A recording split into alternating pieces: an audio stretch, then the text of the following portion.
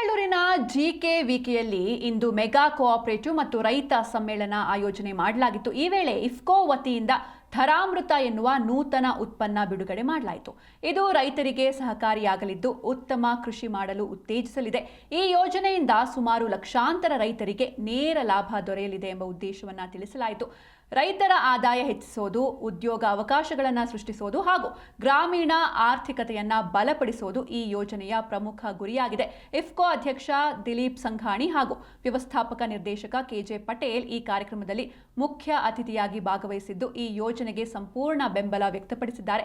ಬಳಿಕ ಮಾತನಾಡಿದ ಇಫ್ಕೋ ಅಧ್ಯಕ್ಷ ರೈತ ಪರ ಅಭಿವೃದ್ಧಿಗೆ ಬದ್ಧತೆ ವ್ಯಕ್ತಪಡಿಸಿದ್ದಾರೆ. ಇನ್ನು ಮೆಗಾ ಕೋಆಪರೇಟಿವ್ ಮುಖ್ಯಸ್ಥರು ಸಹ ಈ ಒಪ್ಪಂದವು ರೈತರು, ಗ್ರಾಹಕರು ಮತ್ತು ರಾಜ್ಯದ ಆರ್ಥಿಕ ಅಭಿವೃದ್ಧಿಗೆ ಸಹಕಾರಿಯಾಗಲಿದೆ ಅಂತ ತಿಳಿಸಿದ್ದಾರೆ.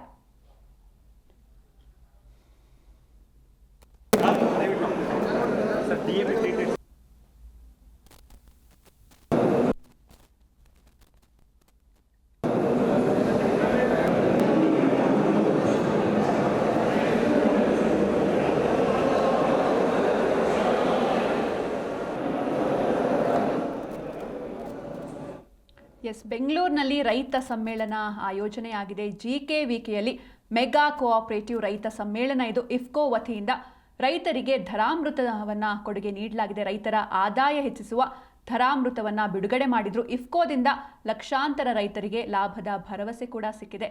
ಹೊಸ ಉತ್ಪನ್ನವನ್ನು ಅನಾವರಣಗೊಳಿಸಿದ್ರು ದಿಲೀಪ್ ಸಂಘಾಣಿ ಅವರು. ಇಫ್ಕೋ ಧರಾಮೃತದಿಂದ ರೈತರ ಬದುಕು ಬದಲಾಗಲಿದೆ ಎನ್ನುವಂಥ ಒಂದು ಭರವಸೆಯನ್ನ ನೀಡಿದ್ರು. ಮೆಗಾ ಕೋಆಪರೇಟಿವ್ ರೈತ ಸಮ್ಮೇಳನ ಇದು.